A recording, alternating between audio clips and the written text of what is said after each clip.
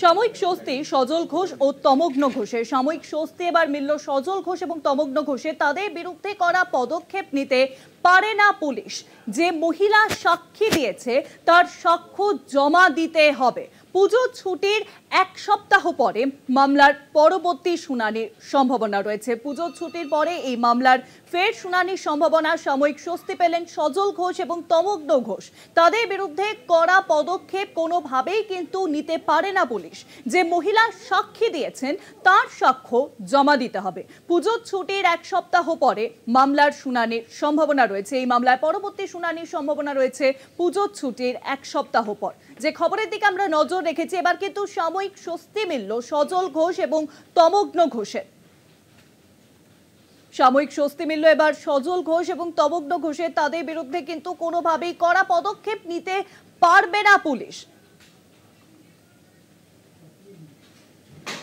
যে খবরের দিকে আমরা নজর রেখেছি, সাময়িক স্বস্তি মিলল এবার সজল ঘোষ এবং তমগ্ন ঘোষের। তাদের বিরুদ্ধে কিন্তু কোনোভাবেই কড়া পদক্ষেপ নিতে পারে না পুলিশ। যে মহিলা সাক্ষী দিয়েছেন তার সাক্ষ্য জমা দিতে হবে। পুজোর ছুটির এক সপ্তাহ পরে এই মামলার পরবর্তী শুনানির সম্ভাবনা রয়েছে।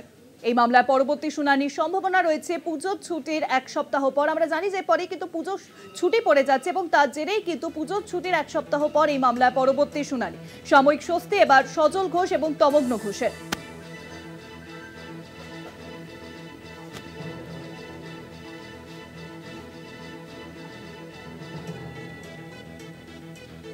যে মহিলা সাক্ষী দিয়েছেন তার সাক্ষ্য জমা দিতে হবে। কলকাতা হাইকোর্টে এই নির্দেশিকায় কিন্তু জারি করা হলো এবং পুজোর ছুটির এক সপ্তাহ পর এই মামলার ফের শুনানির সম্ভাবনা।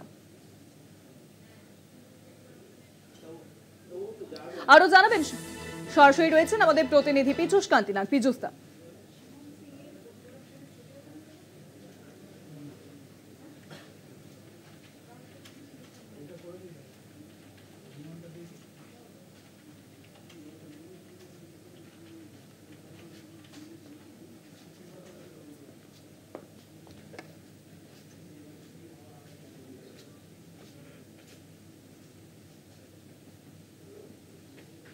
নির্দেশ দিয়েছেন যে এই সজল ঘোষ এবং তমগ্ন ঘোষের বিরুদ্ধে কোন রকম গুরুত্বপূর্ণ পদক্ষেপ গ্রহণ করা যাবে না পূজা অবকাশকালীনের 3 সপ্তাহ পর পর্যন্ত।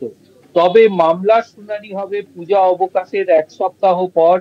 এদিন আইনজীবী সজল ঘোষ এবং তমগ্ন ঘোষের আইনজীবী বিল্লদল ভট্টাচার্য দাবি করেন যে নবান্ন অভিযান সংক্রান্ত বিষয় এটি রিভিশন ম্যাটার। বিচারপতি জয় সেনগুপ্ত তাকে প্রশ্ন রাখেন যে কেন তিনি এফআইআর চাইছেন, তার বিরুদ্ধে চার্জ কি আছে। সেই সময় বিল্লদল ভট্টাচার্য আদালতকে জানান একজন লেডি অর্গানাইজারের বিরুদ্ধে অপ্রীতিকর মন্তব্য এবং নির্মল জানা এর প্রেক্ষিতে অভিযোগ করেন। পশ্চিমবঙ্গ ছাত্র সমাজ যখন অভিযানে বেরিয়েছিল তখন দোলা সেন সহ শাসক দল যে মন্তব্য করেছে তার প্রেক্ষিতেই এই মন্তব্য করেন, অর্থাৎ দোলা সেনের বিরুদ্ধে এই মন্তব্যের অভিযোগ ওঠে। বিচারপতি সঙ্গে জানান যে এই ধরনের অভিযোগ কোনো no out recognise element against women. এছাড়াও তিনি পরিষ্কার জানিয়ে দিয়েছেন যে ব্যক্তি সাক্ষী দিয়েছেন তার সাক্ষ্য রাখতে হবে। যদিও আইনজীবী কল্যাণ বন্দ্যোপাধ্যায় দাবি করেছেন দোলা সেন সহ অন্যান্যদের বিরুদ্ধে চোর সম্বোধন করা হয়েছে, তাই এই এফআইআর যাতে খারিজ না হয় এর তদন্তের প্রয়োজন। বিচারপতি পরিষ্কার জানিয়ে দিয়েছেন যে তাদের বিরুদ্ধে কোন রকম এই সজল ঘোষ এবং তমগ্ন ঘোষের বিরুদ্ধে কোন রকম ভাবে গুরুত্বপূর্ণ পদক্ষেপ গ্রহণ করতে পারবে না পুলিশ।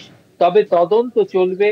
তবে পুজোর ছুটির 3 সপ্তাহ পর্যন্ত এই রক্ষা কবচ বজায় থাকবে। পুজোর ছুটির 1 সপ্তাহ পরে এই মামলা বিচারপতি জয় সেনগুপ্তের এজলাসে শুনানির সম্ভাবনা রয়েছে। শুভাঙ্গী, অনেক ধন্যবাদ পীযূষ দা। সরাসরি ছিলেন আমাদের প্রতিনিধি পীযূষ কান্তি নাগ।